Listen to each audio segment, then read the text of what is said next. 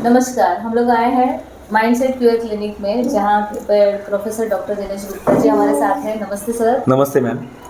Sir, हमारा सवाल है कि इंसान डिप्रेशन में क्यों जाता है और कैसे पता नहीं चलता है कि उसको डिप्रेशन में गया है करके। बहुत अच्छा सवाल पूछा है। हमारे माइंडसेट क्लिनिक में मधुरा मैम, आपका बहुत बहुत स्वागत है। कैसे पता चलता है कि इंसान डिप्रेशन में चला गया है और क्यों जाता है? क्यों जाता है ये माहौल के ऊपर है। कौन सी घटना है?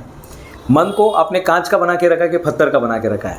जिन्होंने पत्थर का बना के रखा है उनको जीवन में कुछ फ़र्क नहीं पड़ता है, वो हर चीज़ को लाइट लेते हैं। लेकिन शुरू से ही अगर कोई पर्सन सेंसिबल है तो उसके लिए बहुत फ़र्क पड़ता है। उसके लिए छोटी सी छोटी घटना भी उसके लिए बड़ा, जैसे एक चींटी थी, उसके ऊपर एक पत्ता आके गिरता है। बचपन में कहानी सुनी होगी ना, एक छोटा सा चींटी रहता है, उसके ऊपर एक पत्ता आके गिरता है।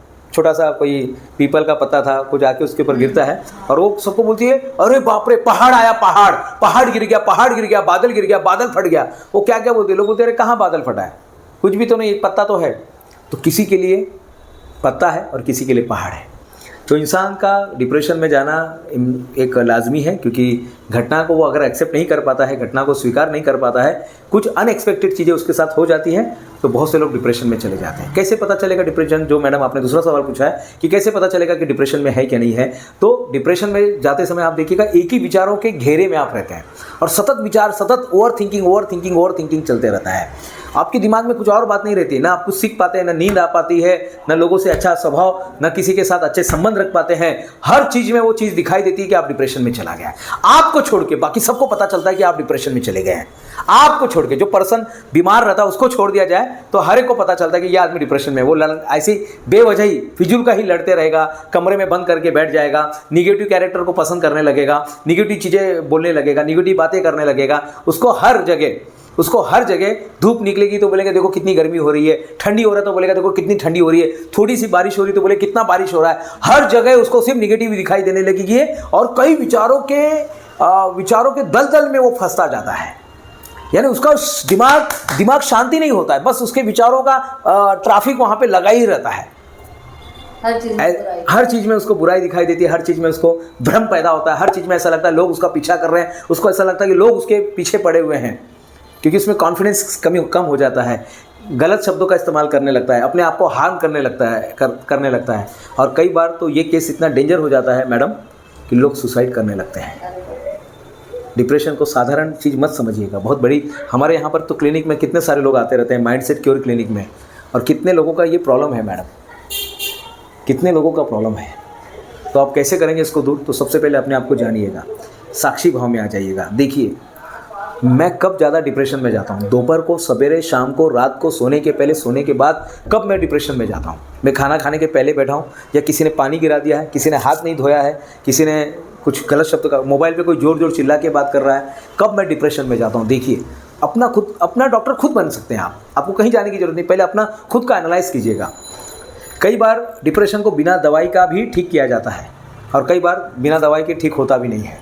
हमारे अंदर कुछ केमिकल के इनबैलेंस हो जाते हैं, तब जाके डिप्रेशन में चला जाता है, तब जाके ओसीडी जैसी बीमारी आती है, तब जाके अलग अलग जो डिप्रेशन, माइंड से रिलेटेड जो बीमारी पैदा होने लगती है। कब होने लगता है? जब इंसान के केमिकल इनबैलेंस इनबैलेंस हो जाता है। केमिकल, या अगर मुन्ना भाई की भाषा में बोला जाए, जब इंसान का दिमाग में केमिकल लोचा हो जाता है। 4 केमिकल है हमारे अंदर, 4 केमिकल जो इनबैलेंस हो जाते हैं तब डिप्रेशन बढ़ जाती है। कई बार घटनाओं की वजह से होता है, कई चीज़ें। तो आज से काम करना शुरू कर दिएगा। सबसे पहले आपको क्या करना है? सबसे पहला काम, फर्स्ट इज़ साक्षी भाव से अपने आप को देखना है। दूसरा, माइंडफुलनेस का अभ्यास करना है। माइंडफुलनेस यानी एक चीज़ पर ही ध्यान दीजिएगा। माइंडफुलनेस यानी दिमाग को जहाँ तक हो सके खाली रखिएगा। कौन सा रोड अच्छा लगता है? जो ट्रैफिक से भरा रोड अच्छा है, या जो रोड पे 1 बाय 1 गाड़ी जा रही है? तो सभी लोग को 1 बाय 1, जहाँ पे ट्रैफिक नहीं है, आराम से लोग गाड़ी चला रहे हैं, जहाँ शोर शराबा नहीं है, इसको बोलते हैं माइंड, इसे कहते हैं माइंडफुलनेस। माइंडफुलनेस का आप अभ्यास कीजिएगा। शोर शराबा से दूर रहिएगा, लोगों से मिलिए, जाइए, लोगों से मिलिए, बात कीजिएगा। व्यक्त होना है, डिप्रेशन से बचना है ना, बोलिए। किसी चीज़ का डिप्रेशन हो गया, आप जाके बताइए, किसी से बात कीजिएगा, किसी साथी को चुनिएगा, काउंसलर के पास जाइएगा, फ़ोन पे बात कीजिएगा, लेकिन किसी से बात कीजिएगा। और चौथा है, सबसे इंपॉर्टेंट है, अपने आप को ग्रो करना सीखिए। अपने हॉबीज़ को ज़िंदा रखिएगा।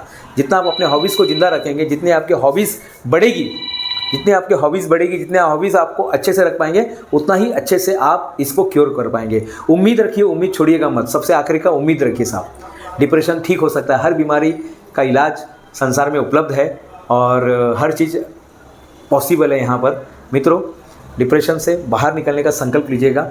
डिप्रेशन आने ही मत दीजिए क्योंकि अपने इमोशन की दीवार को पत्थर का बना दीजिएगा। कांच का बनाएंगे तो टूटने ही वाला है, पत्थर का बनाइएगा। जितना पत्थर का बनेगा, ये सारी चीज़ों से आप दूर हो जाएंगे। तो मैडम, बहुत बहुत धन्यवाद आपका कि आपने ये सवाल पूछा। मुझे लगता है तमाम हमारे दर्शक है, व्यूवर्स हैं, उनको ये चीज़ पसंद आएगी। और अगर आपको संपर्क करना है तो इस नंबर पे आप संपर्क कर सकते हैं और अपॉइंटमेंट लेके आप मुझे मिल सकता है। धन्यवाद। जरूर जरूर, धन्यवाद सर, धन्यवाद। एक बार जरूर माइंडसेट क्लिनिक में आना। जरूर। सारे दर्शकों को धन्यवाद।